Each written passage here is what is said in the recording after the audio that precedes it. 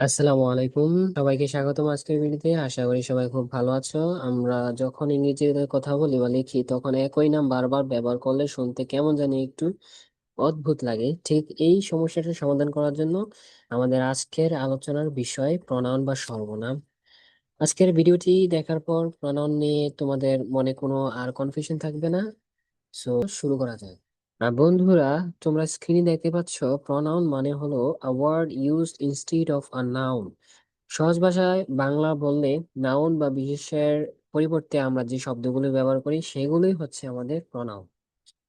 যেমন ধরো, একটা উদাহরণ, রহিম ইজ এ গুড বয়। এখানে রহিম সম্পর্কে কথা বলছি। এখন পরের লাইনে যদি আমরা বলি যে রহিম স্টাডিজ হার্ড, সো এখানে তো বারবার রহিম নামটা শুনতে কেমন জানি লাগে, তাই রহিমের পরিবর্তে আমরা বলতে পারি হি স্টাডিজ হার্ড। এই যে হি ব্যবহার করলাম, এটাই হচ্ছে আমাদের প্রনাউন। এখন একটু বিস্তারিত দেখি। প্রণয়নের মূল কাজই হলো নাউনের জায়গা দখল করা। স্ক্রিনে দেওয়া উদাহরণগুলো লক্ষ্য করো। শি ইজ মাই ফ্রেন্ড, এখানে কোনো মেয়ের নাম না বলে আমরা শি বলছি।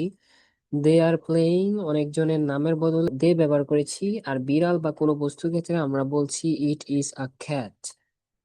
একটা জিনিস মাথায় রাখবে, প্রনাউন ব্যবহারের ফলে বাক্যগুলো অনেক বেশি সংক্ষিপ্ত এবং সহজ হয়ে যায়। তো অনেকের মনে প্রশ্ন জাগতে পারে, নাম ব্যবহার করলেই তো হয়, প্রনাউন কেন লাগবে? আসলে তিনটা কারণে আমরা প্রনাউন ব্যবহার করি। প্রথম কারণ হচ্ছে নাউনের বারবার পুনরাবৃত্তি এড়াতে। দ্বিতীয়ত কথা হচ্ছে বাক্যকে শ্রুতিমধুর বা শুনতে সুন্দর করতে।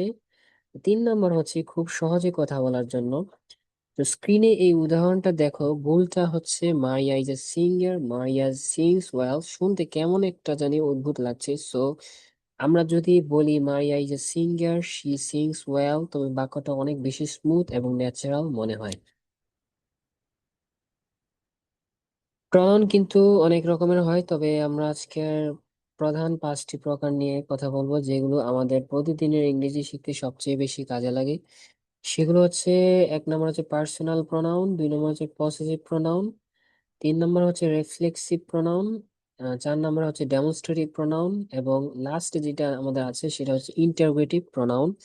চলো একে একে সংক্ষেপে এগুলো বুঝে নেই। প্রথমে যে পার্সোনাল প্রনাউনে, এটি সাধারণত মানুষ বা বস্তু ক্ষেত্রে সরাসরি বসে। এখানে একটা জিনিস খেয়াল করো, প্রনাউন যখন সাবজেক্ট হিসেবে বসে তখন এক এক রকম, আর অবজেক্ট হিসেবে বসলে আরেক রকম। ফর এক্সাম্পল, আই হয়ে যায় মি, হি হয়ে যায় হিম, শি হয়ে যায় হার, আর দে হয়ে যায় দেম। উদাহরণ হিসেবে যদি দেখি, হি ইজ রিডিং, এখানে হি হলো একটা সাবজেক্ট, আবার সারা কল মি, এখানে মি একটি অবজেক্ট হিসেবে বসেছে। এরপর হচ্ছে পসেসিভ প্রনাউন, এটি দিয়ে মূলত মালিকানা বা অধিকার বোঝাতে হয়। কোন জিনিস কার সেটা বোঝাতে আমরা এটা ব্যবহার করি। যেমন হচ্ছে দিস পেন ইজ মাইন, অর্থাৎ কলমটি আমার। একইভাবে দ্য ব্যাগ ইজ হার্স, অর্থাৎ ব্যাগটি তার, বা হাউস ইজ আওয়ার্স, বাড়িটি আমাদের। যখন মালিকানা বুঝাবে তখনই এই প্রনাউন গুলো আসবে। রিফ্লেক্সিভ প্রনাউনটা খুব মজার। যখন কোনো বাক্যের কাজ বা অ্যাকশন ঘুরে গিয়ে আবার সাবজেক্টের উপরে আসে তখন একে রিফ্লেক্সিভ বলে, অর্থাৎ সাবজেক্ট আর অবজেক্ট একই ব্যক্তি। যেমন হচ্ছে আই হার্ট মাই সেলফ, আমি নিজেকে আঘাত করেছি, অথবা শি টট হার সেলফ, সে নিজেকে নিজেই শিখিয়েছে। সো এই শব্দগুলোর ক্ষেত্রে শেষে সাধারণত সেলফ বা সেলফ যুক্ত থাকে।